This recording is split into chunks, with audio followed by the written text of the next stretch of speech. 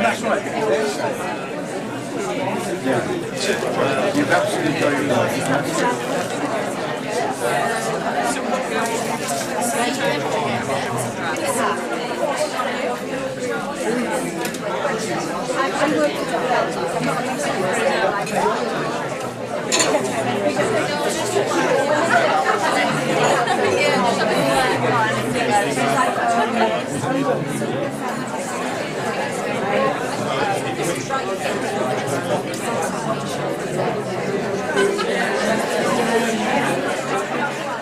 Great. So we've got a great day planned. We've got some really good speakers here.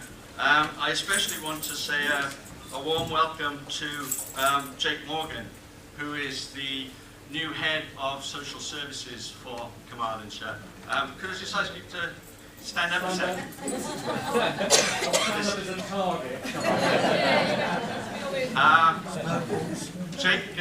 Jake normally sort of took his post on the, I think it was the 14th of this month, so we're delighted that he could actually fit us in. And he's also offered that during the coffee break, if anybody does want to buttonhole him for anything, he's happy to talk to carers and he's happy to be approached about about anything that you'd like to share with him. I think that's very brave. Right, what I want to say, Carers Rights Day this year is all about, funny enough, the rights of carers. And I think it's important just to remind ourselves why we are important, why carers are important. So I'm just going to run through some statistics here, just so that we've all got this clear in our minds about why we matter. Okay, in the UK there are 7 million carers. That's 1 in 10 people. Every year in the UK, 2.5 million people stop being carers, and 2.5 million people become carers for the first time. Now that's a huge number, and that's why we have to constantly be telling society how important carers are and making information available to carers, because it's the people change and everybody needs the information. 42% of carers are men and 58% are women, which is quite a high number, I think, of men. The contribution that carers make to the UK economy is £119 billion per year. £119 billion per year. The figure in Wales is 7 billion. We make a huge contribution. We save the UK government and the Assembly an awful lot of money by doing what we do. That's why we're important to them. Apart from the fact that we're very important to the people that we care for. Young carers are especially vulnerable, and there are 700,000, that's nearly 750,000 young carers in the UK. And you can be classified as a carer from the age of 7. From the age of 7. So those people are particularly in need of help and advice and support from everybody. I'm not going to go through this whole list because it's even starting to bore me now in terms of the figures. It's just too much information. Carers, the employment rate for carers is 67%, which is quite amazing, because I care for my parents, and the thought of having to try and juggle a job and care for them, I don't think I could do it.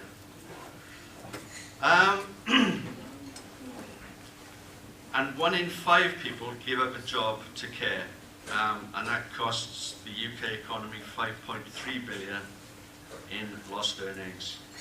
So carers are important. We are important. We we play a huge part in holding together the fabric of society, and I think it's good that we're finally starting to be valued and recognised, and we want that process to continue.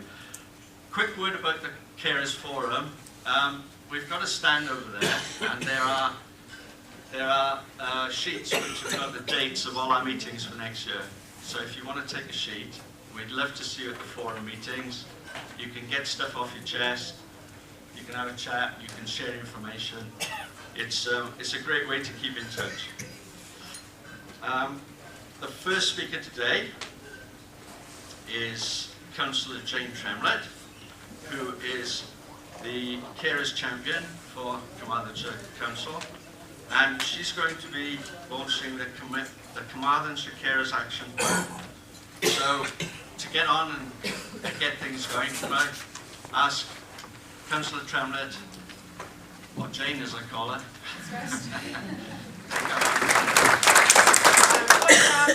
Good morning everyone, and welcome to Carers Rights Day 2014. I'm not going to go through my first paragraph because I think Steve's done a lot of the statistics, but just to say that as the County Council's Carers Champion, I've become increasingly aware and in awe of the work that unpaid carers do. And recently I've become a carer myself, so I feel a little bit more legitimate in standing here in front of you. And the experience has given me a greater insight and helped me understand further the day in, day out demands and appreciate what an admirable group you all are. Without you, our communities and society in general would be the poorer, unable to cope with the task of supporting and nurturing the most vulnerable citizens, and unable to meet the demands of increasing pressure on our community services, and unable to claim that our modern democratic right society remains the envy of everyone. Carers Rights Day is a national day that celebrates and recognises the contribution and needs of carers, and this year's theme is Know Your Rights. And I ask you all, and all of you here today, and anyone else that you know, and to come forward, not just today, but every day, to find out what your rights are. Joining us to mark the celebration today are many organisations around the room who are commissioned by the Council and our partner our Health Board.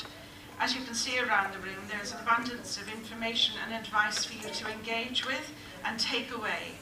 Do please make the most of this, although I do stress it's not just today. It's the Carers Information Service, and Joanne, I've seen here from the Carers Information Service, is a comprehensive service and it's available between 9 and 5, Monday to Friday, and also has an outreach visiting service for those who need it. So today is just not a one-off, it's there all year round. Across the region, and led by our Health Board, we've been implementing the Regional Carers Information and Consultation Strategy. And as Carers Champion, I'm involved with the Programme Board that oversees the strategy. And our next speaker, I'm sure, will be John, and he will convey the progress and achievements to date. The County Council Social Services Department has responsibility to promote and offer carers' needs assessments, and to provide services for carers where appropriate and eligible. In 2007, we published our first carers strategy, Towards a Better Lifestyle for Carers. The associated action plan has guided much of our work with carers ever since. Over the last 18 months, we've been working to develop a successor to that original plan, and through group consultation, postal consultation, and involving the Carmarthenshire Carers Forum and our provider partners, we have now completed this work. We're taking this opportunity, as Steve just mentioned, while celebrating Carers Rights Day, to launch the revised Carmarthenshire Carers Action Plan. And this document and plan is going to direct our activities around carers for the next 3 years. We've based our plan on outcomes that carers have helped identify, and in partnership with the Carers Forum, we will monitor and report on our progress. Copies of the plan are available here today, so please take a copy and see what we intend to deliver on. and I hope you find the document useful and informative, and, sorry, shared over the wrong sheet. And we want to capture what you think about it so that we can consider them in future planning. We know that we can't meet everyone's needs all of the time, especially with such a large cohort of people, but we hope that our plans will make some significant strides to help all of Carmarthenshire's carers. So thank you, all of you, for your commitment and hard work. As Carers Champion, I'll continue to work alongside internal and external partners, and that includes you as carers, to make Carmarthenshire a better place to be a carer. So please enjoy the day. It is your day. Thank you very much for listening. Okay.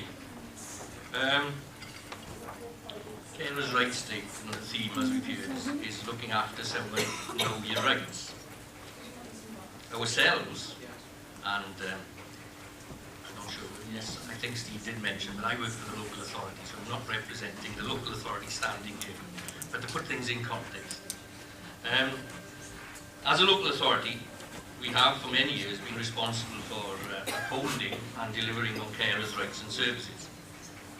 However, in 2012, the Welsh Government introduced the Carers Information and Consultation Strategies Measure, a piece of legislation designed to stimulate greater recognition and better information for carers through a strategy led by health and representing the geographical area of the health boards. Therefore, I think it is appropriate that I should give you an overview of developments from a health perspective and relative to today's theme, Know Your Rights. Historically, and prior to reorganisation, Carmarthenshire Health Board and its predecessor, Carmarthenshire Health Group, were committed to supporting carers through funding of services such as Carmarthenshire Carers Information Service, Crossroads, Sirgar, and Bernardo's, who supported young carers. Most recently, we have seen this support galvanised through the development of a carers outreach service hosted by Crossroads Sirgar, which complements the work of voluntary and statutory organisations in the county and dovetails with the established Carers Information Service. A brand new service facilitates comprehensive advice on such topics as carers' rights, working carers, housing and welfare benefits, carers' health, etc., as well as signposting carers to other means of support, and is available to come to you. The service provides home or community visits and is designed to recognise the difficulties carers experience in terms of time and the expense of travel and the geographical problems associated with such a large county as Carmarthenshire. We developed this service in response to our consultations whilst delivering the regional information strategy. Please take time to visit the Carmarthenshire Carers Information Service here today and find out more about the outreach service. To complement this work, we have focused Carers Measure funding and Health Board resources on the Investors in Carers scheme. This is an innovative and groundbreaking scheme that is likely to be the biggest and most successful and most sustainable of all the initiatives emerging in Wales as a result of the Carers Measure. Working with general practitioners, pharmacies, hospitals, hospital wards and clinics, schools and employers, the award-based scheme will aim to promote and evaluate through an evidence portfolio how well services are performing to support carers. Please take a little time to visit Tracy at the Investors in Carers information stand. Tracy, where are you? There's Tracy at the back, and her stand is behind her. There you go. So if you want to find more about that, please talk to Tracy. Tracy is one of a team of 4 people who've been working hard with colleagues and general practitioners across the region to promote carer awareness and better practice around carers.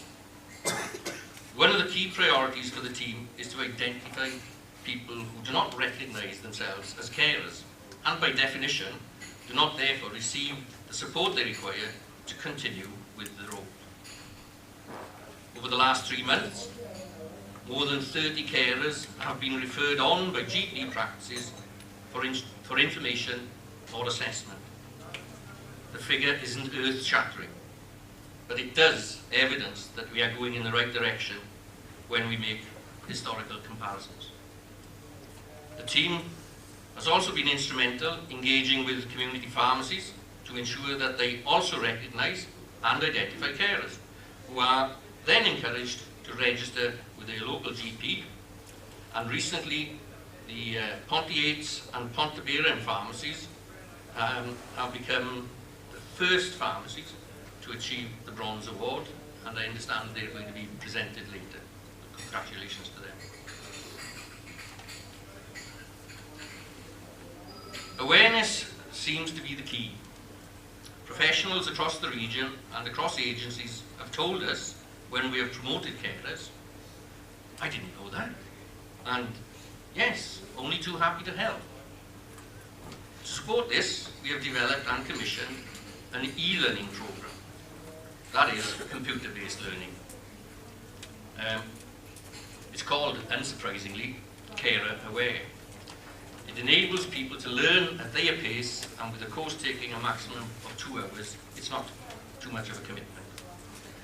To date, over 1,100 staff throughout the region, Ceredigion, Pembrokeshire and Carmarthenshire, have completed the course, with another 1,000 people registered to undertake that course or are in the process of undertaking. Alongside this, we are about to launch another e-learning programme, Young Carer Aware. And we will promote and push this training because we all recognise the challenges we face in trying to tackle this underlying and somewhat Dickensian situation that allows children to take responsibility far beyond their years and the expectations of a modern society. Other key areas being taken forward in the coming months will be the production of a carer's guide to managing medicines. We are going to be putting a carer's information service leaflet into every take-home medicines bag that is dispatched, ready for the transfer of care from pharmacies in hospitals. We're going to be introducing new carers information notice boards for all hospital wards, departments and clinical areas where carers exist. We're going to review the bedside folders, and we're going to be promoting the agenda of young carers by working with local schools and colleges. And of course, increasing the number of carers identified by general practitioners. The carers measure implementation has seen progress with the carers program board. And if I was Bernadine Rees, I'd be telling you that I'm the chair of it, but I'm not, so I won't. The group with responsibility for the overarching governance of the carers measure. From January 2015, there will be a carer member from each county, and the Health Board is pleased that our own Stephen Griffiths will represent Carmarthenshire on the carers programme board. And I think it's important that we recognise the contribution carers make and also invite them to sit at the very highest table and to be able to contribute and to listen to how things are governed. Obviously, it complements Steve's role as a carer ambassador and being chair of the local carers forum. Incidentally, the programme board recently received a chairman's commendation for partnership working, and that came from Bernadine's predecessor, Chris Martin, himself a carer and chair of the local health board. Finally, apologies for today from both Bernadine Rees, carers champion for the local health board, and also from Peter Llewellyn, who was also unable to step in as the lead officer for carers within the health board. Peter was otherwise previously engaged, obviously, for Carers Rights Day. They hope that you all have an enjoyable day and want to leave you in no doubt that the Hywel Dda University Health Board will continue to acknowledge the valuable role played by carers and support you wherever possible. Thank you. Good morning. My name is Christina Thomas. It's certainly lovely to see a sort of packed house this morning. I'm the project manager for an organisation called the Rowan Organisation. I'm not sure if many of you are familiar with the organisation. And I've been working in the field of direct payments for over 11 years. I'm pretty new to this area. I'm from the Valleys, but I've been working for a very similar organisation called Short Trust for Diplomat Swansea region. And I thought I'd come and join you down in West Wales and sort of promote the service of direct payments. The Rowan organisation is a user-led organisation. It's been around, it's a national organisation in England and Wales. It's been around for around 30 years, supporting disabled people and their family with opportunities to move towards independent living. For the last 15 years, the Rowan organisation does have an office in central Carmarthen, in the Carers office there, and we've been supporting now over 1,000 service users in Carmarthen, Ceredigion and Pembrokeshire, with people that wish to use the direct payment scheme. So I'm here today to tell you about the direct payment scheme. Just before we go any further, it just will be just sort of my curious interest. How many people are aware of direct payments? Oh, that does surprise me. That is a pleasantly surprised. Can I just ask another question? How many people are actually using a direct payment? See, it has a hand, sort of, it's less hands, but thank you for that. I am going to offer, I know sort of, I don't want to sort of, it's going to be sort of death by PowerPoint, but I am going to offer sort of question and answer. I do have to go around 12:15, but I'm going to leave some information with Jo. She was sitting there, but she's not now. I'm going to leave some information with Jo, my contact details, and by all means, you're more than willing to contact me if there's any sort of questions after. Before I go into the presentation, I'll tell you a little bit about myself. A carer. I was a young carer, but I didn't realise I was.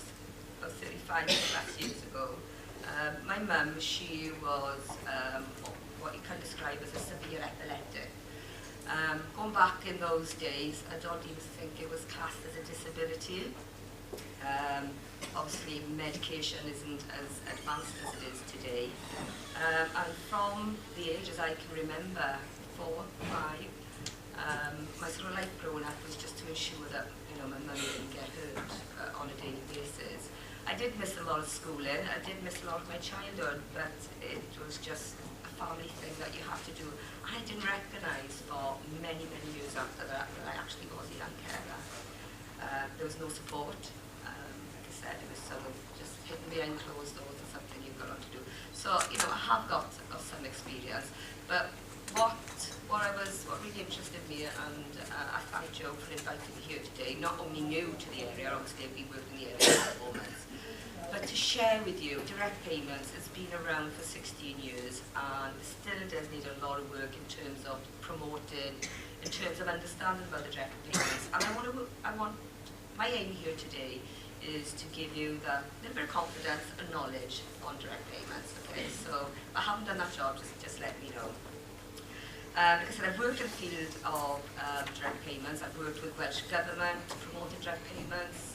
I've worked with many disability organisations. I do a lot of training.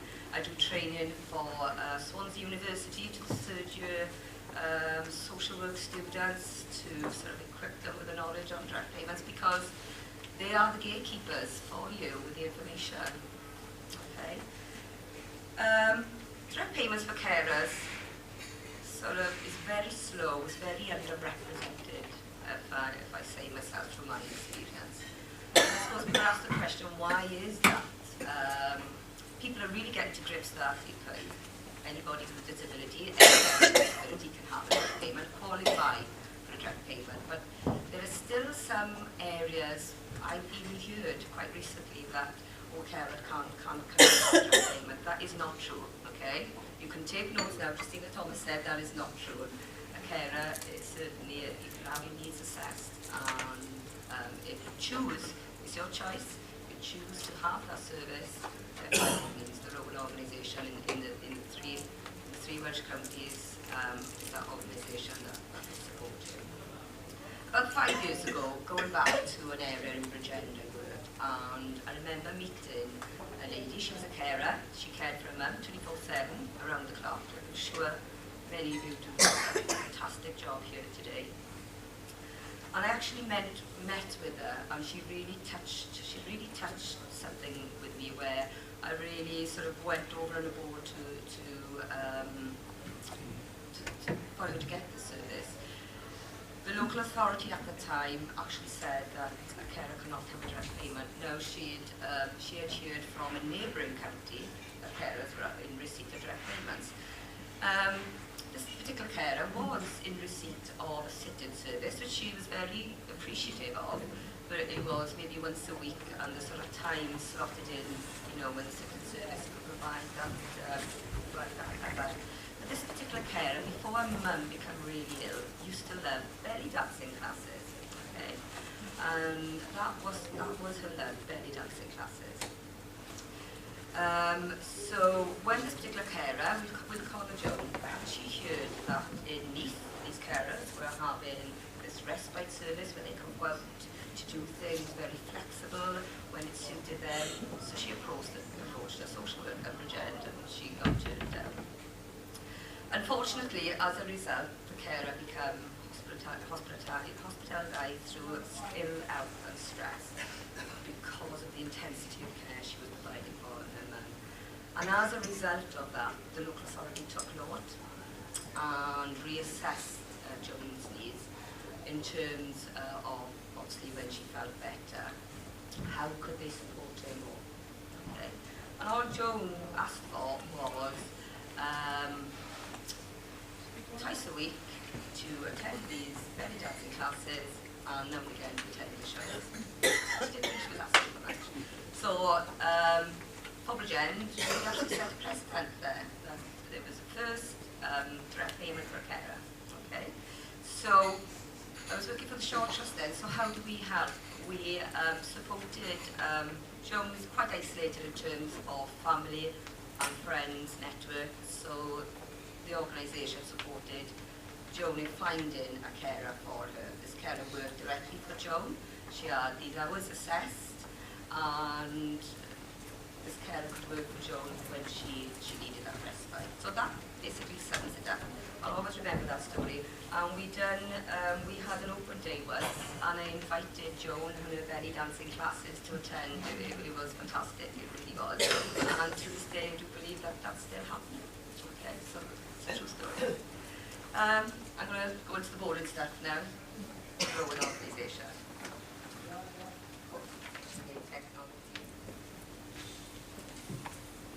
See the money is spent on getting support in a way the person chooses is to get in a service from social services.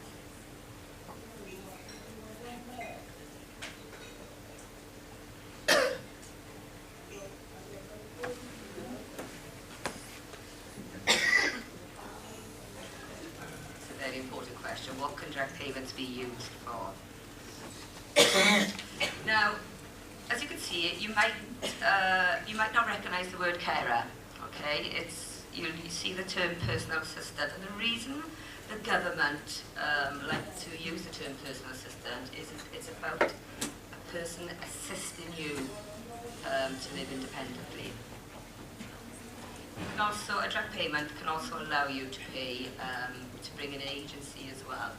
So your hours are assessed by the social services.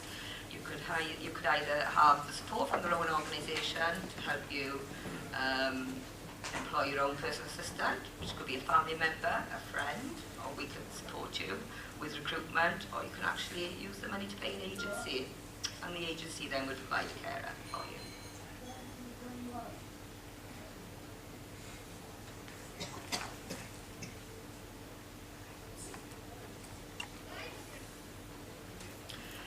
couple of years ago, God, that's a couple of years ago, as you can see, you cannot use direct payments. If I was doing this presentation 5 years ago, I would have said you could not have a holiday in Barbados. But you can. You actually can, believe it or not. The local authority, and must please quote, the local authority will not pay for the holiday. Okay? You need to write that in writing. They will not pay for the holiday, but what the direct payments can allow is for you to take that carer with you. Okay? To support with the person that you're caring for. You cannot, unfortunately, the direct payment scheme will not allow you to employ somebody that's living in the same house as you. Okay? So if it's a son, a daughter, spouse, partner, they cannot be the personal assistant.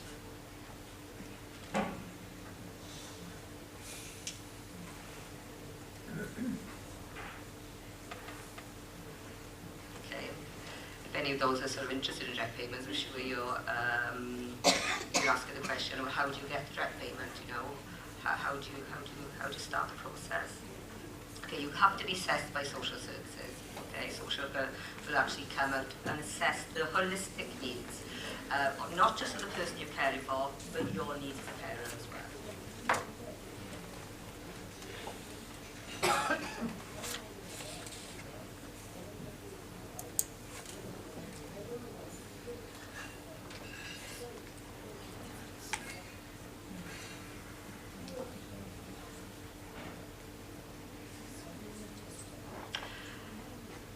What would be interested, is there actually any people here that are parents of disabled children? Yes? Okay. Can I just ask? Yes, sir? Oh, no, I don't. Oh, no, and we have another as well. Direct payments, I have to say, certainly in some areas, are so successful and positive in terms, especially when it comes to supporting parents with disabled children. It's more of a twofold service in one. Not only can you have, certainly with children with autism, what you find, not only can you actually choose the carer who the child is familiar with, certainly with the autism traits, but you can, as a mum and dad, you can have that respite together, knowing that your child can stay in their own environmental, familiar surroundings with the auntie or the uncle or a friend that they used to. And yeah, you know, the mum and dad could go away for the night even. And it really is fantastic. It's about being creative and how you want to use that respite as well. Sorry, can I ask, are you in receipt of direct payments? Okay, that's good. What about you, sir? Okay.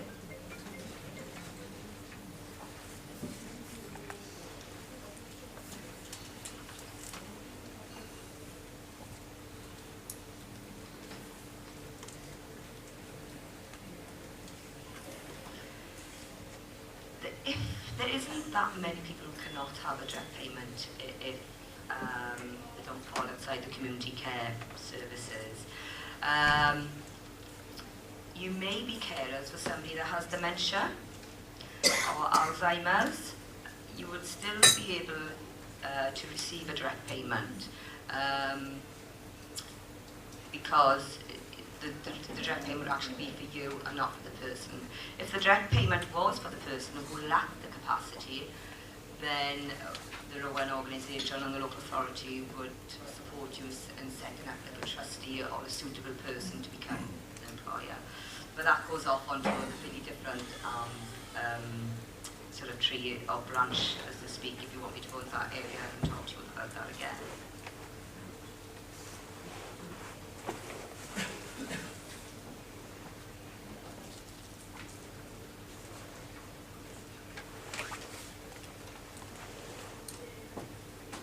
The whole ethos of direct payments is about increasing your independence, your choice. The choice is about where you go, who you want to have as a carer, and the flexibility of the service. going back to maybe a direct payment, and just tell you briefly, just for you to open your mind about direct payment. I met this lovely woman years ago who was in receipt of traditional services, who needed personal care, 3 calls a day. She actually needed help to get up in the mornings and get dressed. And at that time, sort of just as direct payments was coming into the area, she was receiving support from a local care agency, but unfortunately this lady had to sort of get up at a certain time, had to go to bed maybe at 9 p.m. And then through the sort of direct payments, she could employ a family member, and if she wanted to stay up and watch that late film through that service, she could just, or if she wanted to lie in, even something that she could do through that service.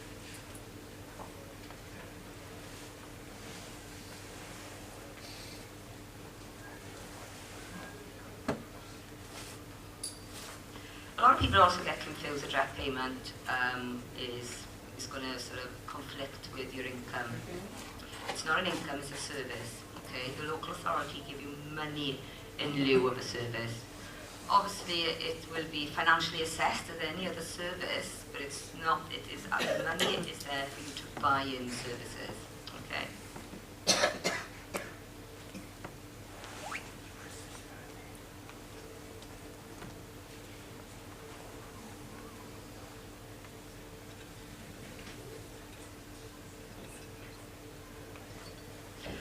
Interesting question, really. You know, again, maybe it falls outside the sort of standard approach. It allows you to think about the service, or what you want to do, where you want to go, who you want to do it with, you know, or who you, certainly in this situation, who you would have to prefer caring for your loved one.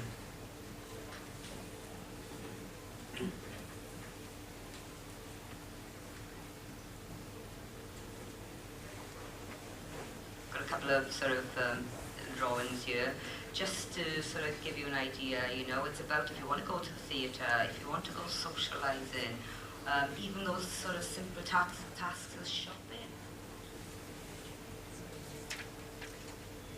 Okay, just to highlight some of the advantages, really. Direct payment, it gives you the control of how you receive support. Okay, it gives you the decision over when you receive the support, and it gives you choice over who provides the support.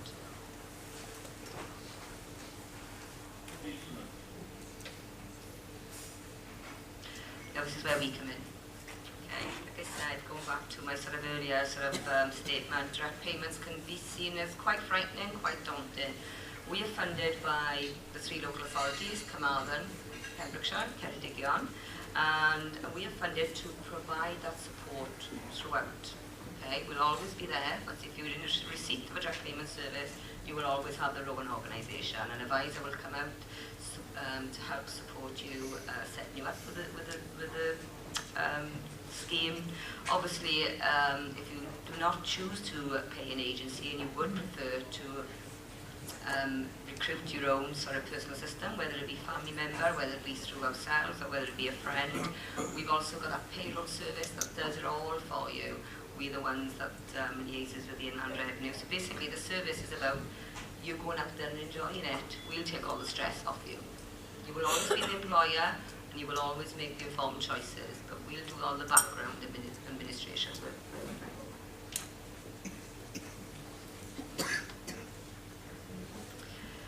Obviously, because it's money from local authority, and it is, you know, it's monitoring money. It's money based on the hours that you've been assessed for. So in most cases, that you will probably need to open a bank account, a separate bank account from your own sort of income. However, saying that, the Rowan organisation, we can act as that bank as well, if that's what you prefer, or if that's what your social worker allows you to do. So the money can come direct to us, and we can pay you carers on your behalf. Okay, so that's the sort of added bonus service that we've also got as well. As I said, we can support you with all the sort of any forms that need to be completed.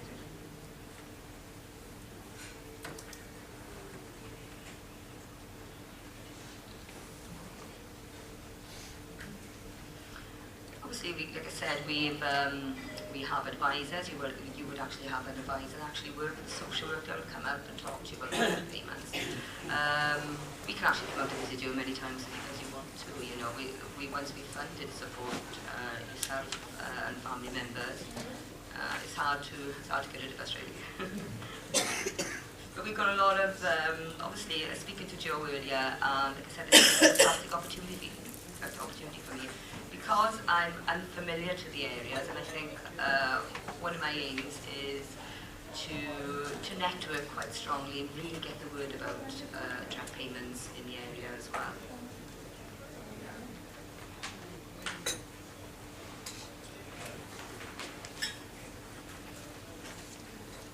Just a bit of brief really about the independent living advisor support you with.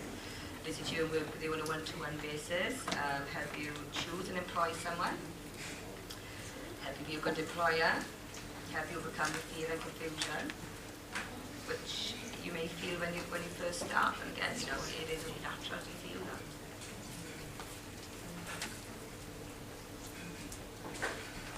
Going back to mentioning it is local authority money, and obviously it does have to be monitored, so we also have account support workers that will actually do that for you, come out and support you with that.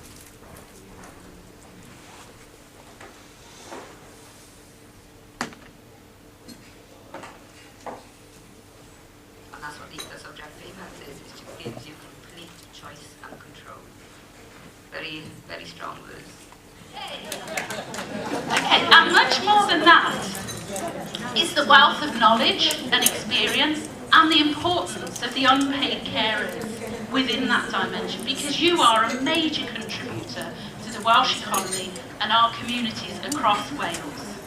And 96% of care delivered to older people with long-term conditions is delivered by unpaid carers. And in Wales, there's almost 90,000 older people in Wales who are devoting their lives to caring. What you do is superhuman. You make personal sacrifices of an undervalued and unpaid workforce every day, whom Wales public services could never replace. Yet, in spite of the fantastic work that I've heard about here today, under the carers measure and the released action plan today, what the Commissioner hears all too often is that your voices go unheard.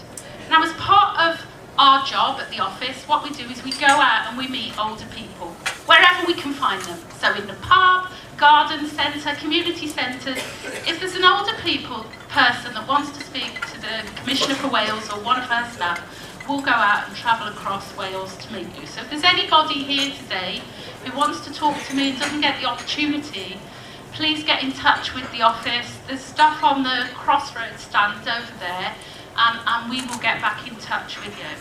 And what we found out through talking to carers across Wales is, despite good practice, which is very clearly evident here today, that there is not enough done, and too often carers tell us about the failures of getting the basics right, and that implementation of service delivery on the ground doesn't always live up to the strategy or plan. And older people will tell us that being supported, being given that support as an unpaid carer is about much more than the strategy or plan.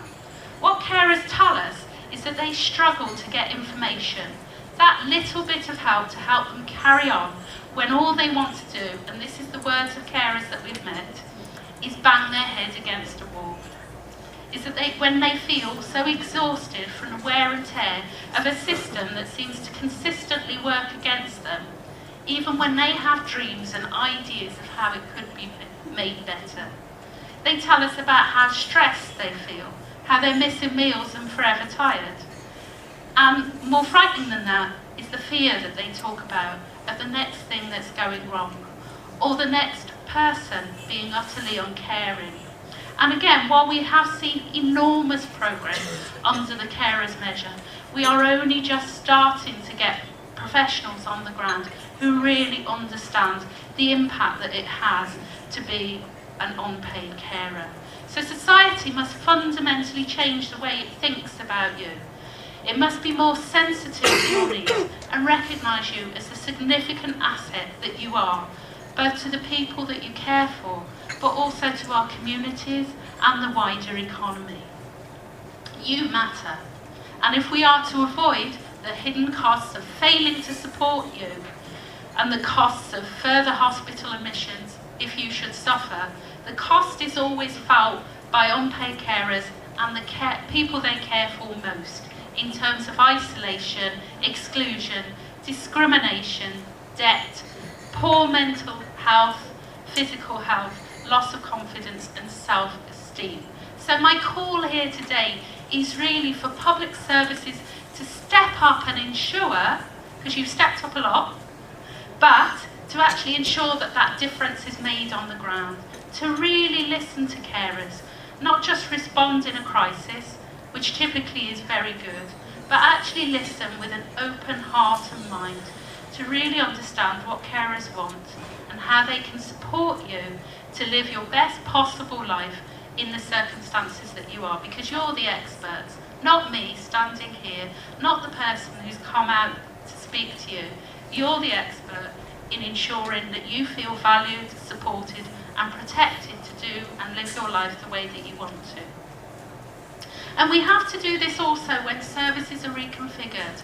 There's lots of change in the moment. We know that we're living in times of austerity, but unpaid carers should not be paying the cost and should not find themselves in a situation where you're travelling for miles to visit the person that you care for when they have to go into residential or respite care or go to a hospital appointment.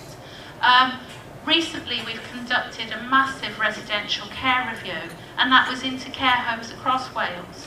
And the Commissioner met this lady, and she'd been married to her husband for 60 years.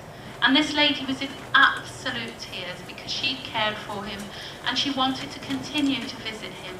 But the care home that they sent him to was 60 miles away. She had no transport of her own, and the local authority didn't take any further action to put her in touch with maybe a third sector agency or somebody who could have given her that little bit of help so she could have at least got up there once a week. So generally when we meet carers, they're not asking for the world. What they're asking for is that little bit of support in order that they can make their lives easier. Now there is a change coming in legislation that I've seen in your packs. And sadly, this means that the carers measure and all the brilliant progress that's just starting to happen on the ground will be repealed. And it will be replaced by the Social Services and Wellbeing Act, which will give you a right in legislation to an assessment. But again, the devil is in the detail. We don't know at the moment what that will consist of, whether it will be a realistic offer, and whether health will continue, as we've heard today, to continue actually supporting carers. This means that we have to make a real progress across public bodies to ensure that the gains we've made for carers are not lost. I remember meeting Susie, a social worker who had since then become a carer. And I remember her saying to me, I thought I knew the system, but actually I didn't. And I just didn't know where to go for help. And I'm somebody who should know.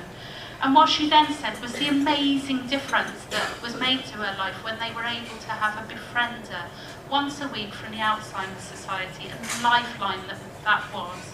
And I've heard that from carers across Wales. Yesterday I met with a group of carers in Ceredigion at their carer support group, and they spoke passionately about how this group was their lifeline.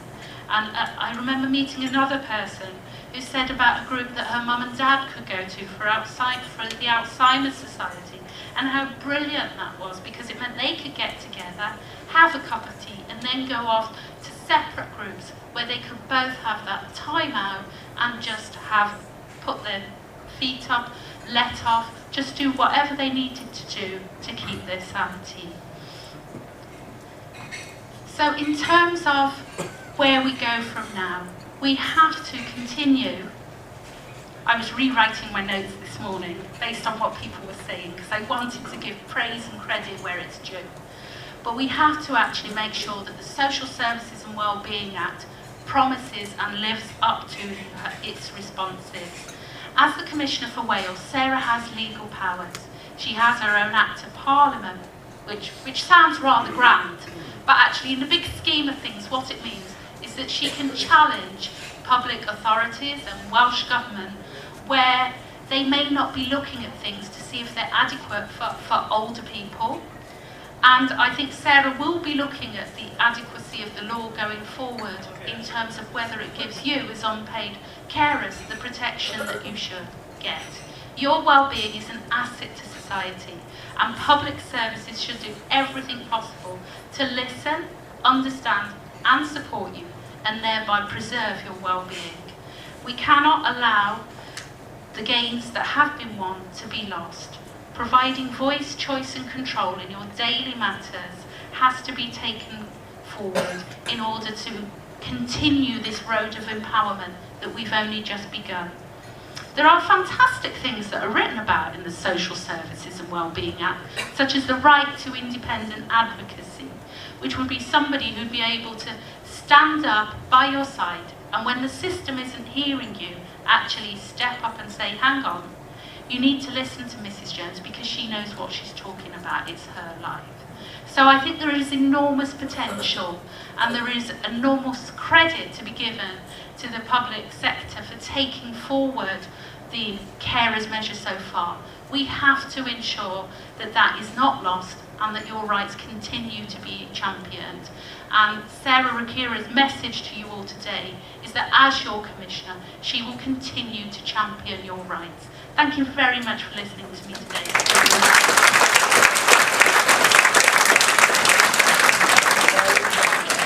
I come down from New Law Solicitors. You've always got to have a solicitor in the room, I'm afraid, and that's me and Laura today, my colleague who's sitting over there. What we've come down to talk to you about is how you help and support people to make decisions when they're unable to themselves. And it's a very, very important area and one that I feel very strongly about. I do a lot of work on behalf of individuals who have lost capacity, and that could be as a result of a stroke or learning disabilities, or I also do a lot of brain injury work. So I act for, it's about 13 clients now who have lost capacity as a result of brain injuries, and I do everything for them. I make all the financial decisions on their behalf. So I've got quite a good insight into the difficulties you all face as carers when you're trying to help and bring up the bank. It's a very frustrating process and nobody ever wants to talk to you unless you're the named person on the account. So where somebody doesn't have capacity, capacity is about understanding and a decision and being able to make decisions for themselves. When somebody lacks capacity, their decisions are made for them as a result of the Mental Capacity Act.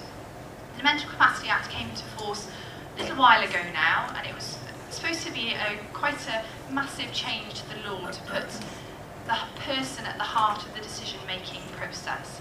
And it was brilliant in theory, and I think there are a lot of good things that have happened with the Mental Capacity Act, but I'm not sure everyone knows the rules very well. So currently they're reviewing it, so this might all change in a little while, but at the moment we make decisions as a result of the Mental Capacity Act.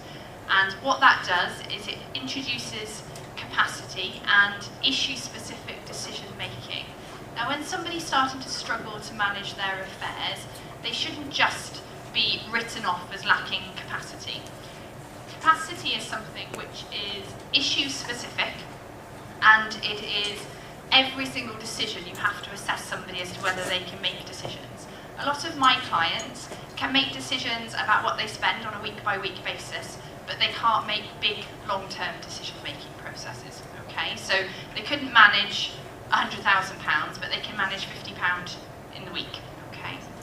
And it's very important that I, as a solicitor, understand that I can't just roll in and take over everything, and that's what has to happen for every individual. You have to empower people to make the decisions that they are able to make and help them and support them when they are unable to make those decisions. Really, really important is you cannot assume that someone lacks capacity to make a decision. You have to assume that they have capacity unless you prove otherwise. And really, really important in English and Welsh society is that just because they make unwise decisions doesn't mean that they lack capacity. So just wanting to go out and spend a lot of money on a Ferrari doesn't mean that you lack capacity to manage your financial affairs, but it does mean that perhaps some people are looking at you thinking, okay, that's an interesting decision, and one that you have to give some thought to. Okay. So, mental capacity, what is the test for capacity? This is what I run through with my clients, is I need to understand if they understand the information that I'm telling them. So when I'm going through something with a client, I have to assess whether they understand, and I do that by asking them to repeat things back, and I ask them questions about what we're doing and whether they really understand it. It's my job as a solicitor to make it really easy for them to understand, because the law isn't very easy to understand, and so we have to break it down for them. They have to be able to retain that information, and they have to be able to weigh it in the decision-making process, and that's what a lot of people have problems with. They have difficulty weighing up the information against something else. They then have to be able to communicate the decision. So I've dealt with a number of clients who've got communication issues. I've had a client who had to use a language board, so they had to they couldn't speak, all they could do was blink, and they still had capacity, that was fine. I've had a client who was deaf, and I conducted a whole hour-and-a-half meeting with them, writing everything down. We have to adapt to what our client needs, and I would expect any social services or local authority or anything to be the same with the people that you care for. They need to adapt and make sure they can understand the decision they need to make and that they can communicate that decision. People lose capacity as a result of lots of different things, and these are some statistics which the Court of Protection have gathered. The Court of Protection is the court that acts on behalf of vulnerable people who don't have capacity, and actually the large majority of people who lack capacity are as a result of dementia, stroke, typical older age things. There are, of course, other things. So I do a lot of brain injury work, for example, learning disabilities, autism. They are all represented by the Court of Protection, which, if you listen to the Daily Mail, is the secret court that steals people's money. It's not. It's there for a very, very good reason, and they do a very, very good job as well. Where somebody lacks capacity, the real big problem is, how do you make a decision on their behalf? So has anyone in this room got somebody that is struggling to make capacity, and have you had any difficulties talking to the bank or anything like that? Yeah, I've got a few hands starting to go up there. Okay, where you have somebody who's lost capacity, if they've not done something called a lasting power of attorney, it means that nobody really has authority to make a decision on their behalf. It doesn't matter that you're their next of kin, which is quite a frustrating thing. Everyone says, oh, well, it's my mum, of course I can make decisions for them, or it's my husband. They don't. You have to go to the Court of Protection to make decisions on their behalf, and that's called a deputyship. Has anyone got a deputyship, just out of curiosity? Getting one, okay. So a deputyship, can I ask how long it's taking? Ages? Yeah. I want to say Yes. that it's been very difficult. Yeah. I lost it. Okay. I'm having difficulty getting certain people to fill that form. Yeah. Okay. And it's only because I've now got a board Yeah. that they can't fill the form. Okay. Okay. The forms are horrible. There's lots of them. Nobody likes forms. Even solicitors don't like forms, I promise. When you apply to the Court of Protection to become a deputy, I always advise clients it can take anywhere between 4 and 6 months to become somebody's deputy. The court aren't very good at processing things quickly because they are under-resourced. It's like everything else, they're under-resourced at the moment. And to be honest, I prefer to avoid deputyship if I can do. A deputyship should be a last resort. It should be what you apply to the court for a particular decision or a series of decisions because you've got no other authority. And I really can't stress how horrible the process is. And once you're appointed, because the person hasn't chosen you, the court has to give you ongoing supervision. So not only have you got to apply to them once, sometimes you have to keep going back to the court to make further decisions like sell a house. And that is a very, very frustrating process. It's also costly, so it's a £400 application fee to go to court every single time you need to, unless it gets reduced because of benefits. And it really, really is best avoided. If you have to have a professional deputy, which is somebody like me, I also often say no to financial decisions, so that can be quite frustrating as well. What you can do with a deputy deputyship is, oh sorry, this is just some statistics to show how many deputyship orders they make per year. So in 2013 they issued 21,000 property and financial affairs orders, okay, but interestingly they only issued 961 health and welfare orders, okay.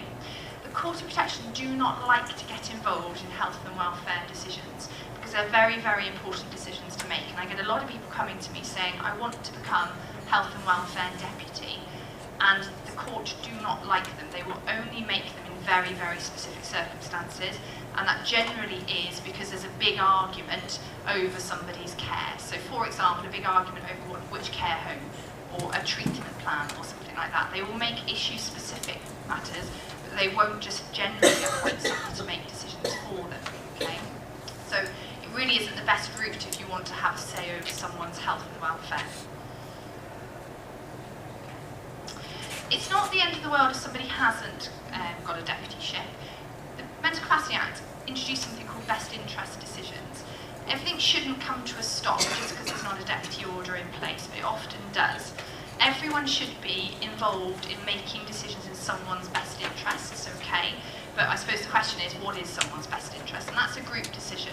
So local authority or the health board should involve the people that are close to them, so the carers, as to what is in the best interest of that person, and they should talk to everybody who's got a reasonable interest to be heard.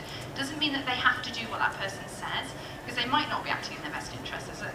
Sometimes they are, sometimes they're not.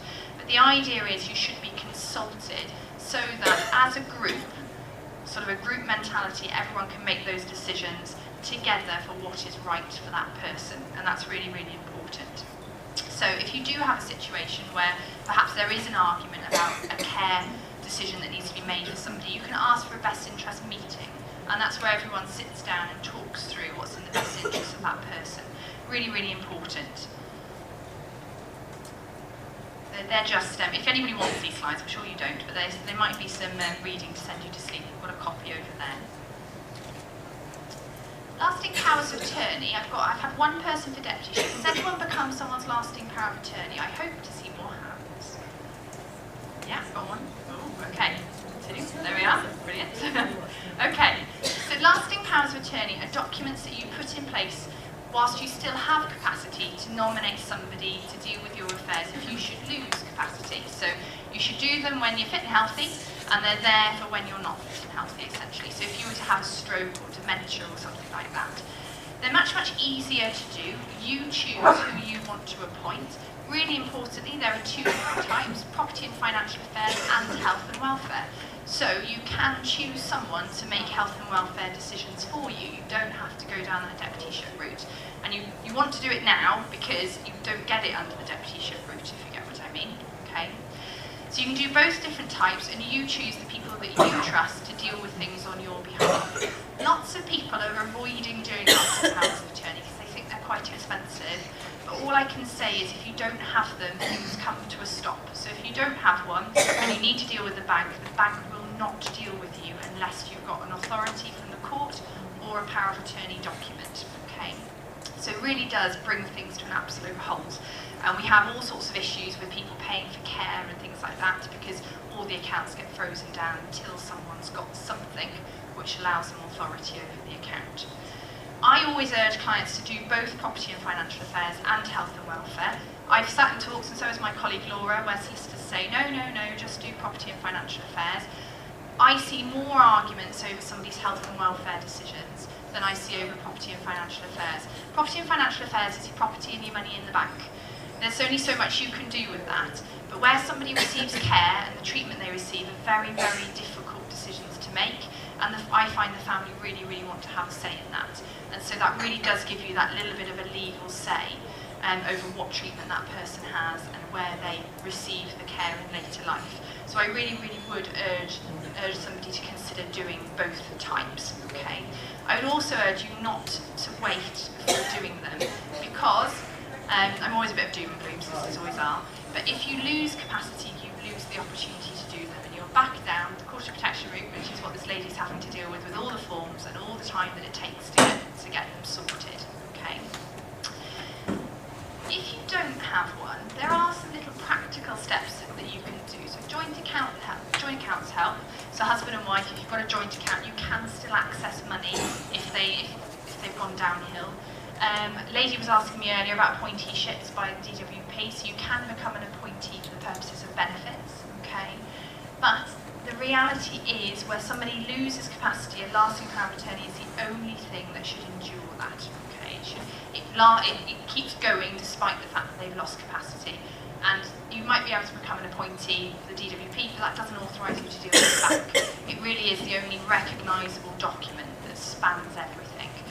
When the Mental Capacity Act came in, it's received a lot of criticism because the banks have been quite inflexible in what they accepted, because they've gotten all really nervous about letting money go out, because they've been sued quite a few times where they've let money go out where somebody's lost capacity, okay?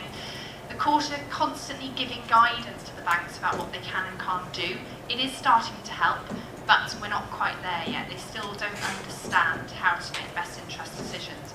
And I do sympathise for them. It's not easy when they've got as many clients as they've got, but I get really annoyed when they lock an account down and my client needs money for food and they can't get it because nobody will let them go into the bank account. Okay? So I am here for the doom and gloom slot. It's not all that bad. What I would recommend is talking to a solicitor or any of the charities that will give you advice on this. You are better off well informed and knowing what your options are. And then you can decide a way forward. We're not here to tell you what to do. We're here to give you the tools to understand what rights you do have. I've got some really handy leaflets over there, and we'll be here for the rest of the day. So if you want to come and talk to us about any problems you've got, you're more than welcome. We also do some sessions with the Carers Trust where we come down and just see people for a free half-an-hour session. So if you're interested in coming to one of those, have a chat to Jo. Because she helps us to book people in, and we just come down and talk to you. And quite a lot what we do is give you the confidence to ask you the questions you've got. As solicitors, we're really not that bad. You can come and talk to us about anything, and I think people get quite nervous about talking to solicitors, so I suppose we're here to try and say we're not that bad, I promise. Anyway, I'm going to shut up now because I talk too much and I know we're a little bit behind time today, so I hope that's helpful, and please come and talk to us at lunch. Okay. And now the pharmacy. I'm really so happy to be able to use this occasion to present, Steve's going to present the certificates to those that have been successful. When they pull their evidence file together, it's really assessed quite stringently to make sure that it, at the end of the day, is benefiting the carer, that the surgery and the pharmacy are carer friendly.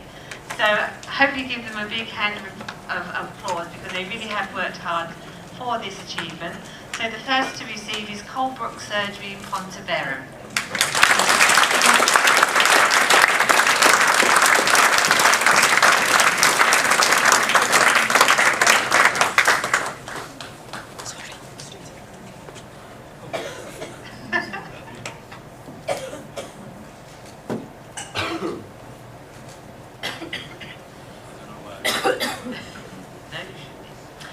The second is the Co-op Community Pharmacy in Ponteveram, and it's great that the two are together because you know, patients and carers often get the same kind of impact and assessment from the pharmacy and the GP surgery. So Ponteveram is doing great.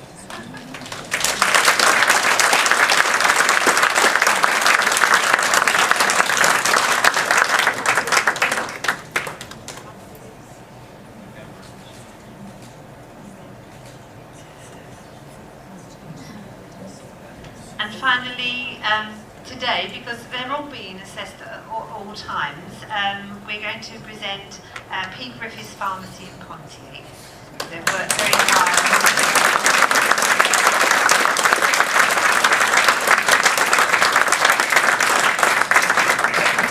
And they're all looking forward to going for silver.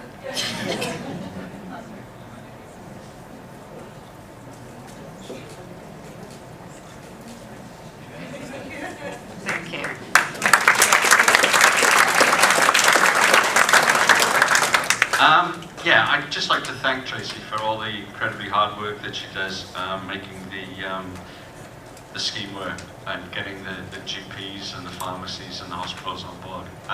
While I'm thanking people, can I also thank Joe, who's done such a great job of organising today.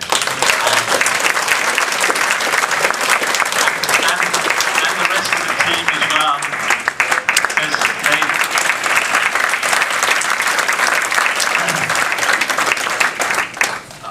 I have to say that they all work incredibly hard to try and make sure that we get the information that we need, and without them, I don't know where we'd be. Okay, it's time for lunch. Now, the instruction is to remain seated and to wait until your table is called.